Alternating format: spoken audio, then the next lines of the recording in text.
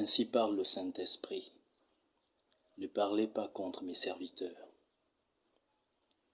Les serviteurs et servantes du Seigneur Jésus-Christ sont des personnes qu'il a personnellement choisies et mises à part pour être des instruments qu'il utilise pour sauver, guérir, restaurer, délivrer et bénir son peuple.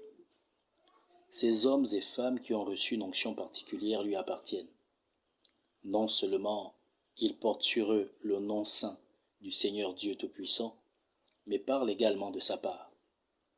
L'apôtre Paul nous édifie parfaitement sur ce sujet dans Éphésiens chapitre 4, versets 7 à 12.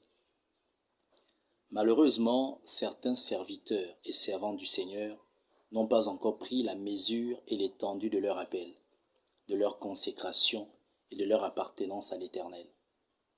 Certains mènent une vie contraire au message et aux enseignements qu'ils prêchent, tandis que d'autres, en revanche, par manque de prudence et de vigilance, ont succombé à des vices de la chair et autres perversions. Conséquence, dans les deux cas, ils sont devenus pour le peuple de Dieu, c'est-à-dire les véritables chrétiens qui marchent dans la parole du Seigneur, et pour les inconvertis, des scandales, des objets de raillerie et des occasions de chute. Plusieurs n'hésitent pas à parler contre eux à cause des mauvaises choses qu'ils font ou qu'ils ont fait. Et pourtant, malgré leur égarement, qui est évident pour tout le monde, le Seigneur Jésus-Christ ne permet pas qu'on dise du mal d'eux. Le Saint-Esprit me l'a dit de la part du Seigneur le 5 octobre 2008. Ce jour-là, il était très tard et j'étais déjà couché. Alors que je dormais, je fus saisi par l'Esprit du Seigneur Jésus-Christ. Il y avait une forte présence dans ma chambre et j'étais immobile sur mon lit. Et j'entendis le Saint-Esprit me dire ceci. Ne parlez pas contre mes serviteurs, malgré ce qu'ils disent ou font de mal, car ce sont des instruments que j'utilise pour bénir mon peuple. Ensuite l'Esprit me lâcha et je pus me réveiller. Le message était tellement clair que je n'avais pas besoin que le Saint-Esprit me l'explique. Dieu ne permet à personne de parler contre ses serviteurs et servantes, quelle que soit leur faute. En effet, dans le livre de Romains, chapitre 14, verset 4, le Seigneur nous rappelle que c'est à lui, Dieu, que ces hommes et femmes rendront des comptes. Et c'est lui qui se charge d'eux.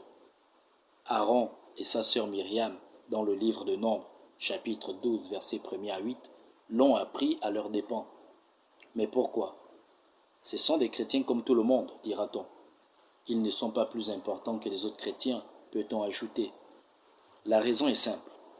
Ce sont des instruments mis à part, choisis du milieu du peuple par Dieu lui-même, et qu'il utilise pour bénir son peuple. Et c'est ce que Dieu voulait faire comprendre à Aaron et Myriam avant de décréter sur eux la mort pour l'un et la lèpre pour l'autre.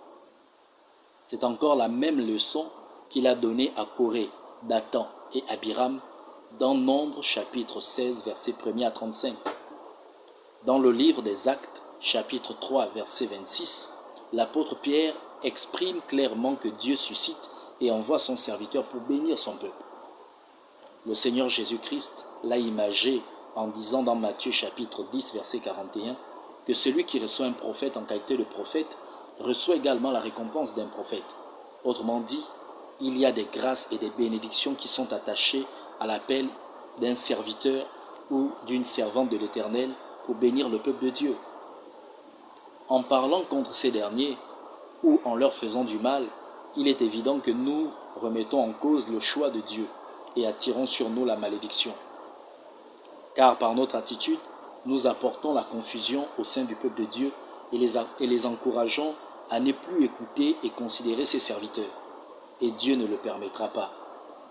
À travers ces passages bibliques, nous comprenons deux choses importantes. Premièrement, Dieu prendra toujours parti pour ses serviteurs, malgré leurs péchés, et il n'hésitera pas à sanctionner tous ceux qui parlent ou se révoltent contre eux. Deuxièmement, en disant du mal d'eux ou en leur faisant du mal, non seulement nous nous privons des grâces et des bénédictions que Dieu a mises en eux pour nous, mais nous éloignons également ceux-là que Dieu voulait sauver ou bénir à travers eux. C'est pourquoi le Saint-Esprit n'hésitera pas à nous sanctionner, à moins que nous nous repentions. Frères et sœurs, gardons notre bouche de péché. Quel que soit le mal que fait un serviteur ou servant du Seigneur Jésus-Christ, gardons le silence. il ne sert à rien de calomnier ou de vilipender ces derniers. Le Seigneur Jésus-Christ, qui est leur maître, s'occupera d'eux-mêmes le moment venu. Si nous ne pouvons pas les reprendre avec amour pour les ramener dans les voies du Seigneur, prions et intercédons pour eux. Le Seigneur qui les aime exaucera sans nul doute nos prières. Que Dieu vous bénisse.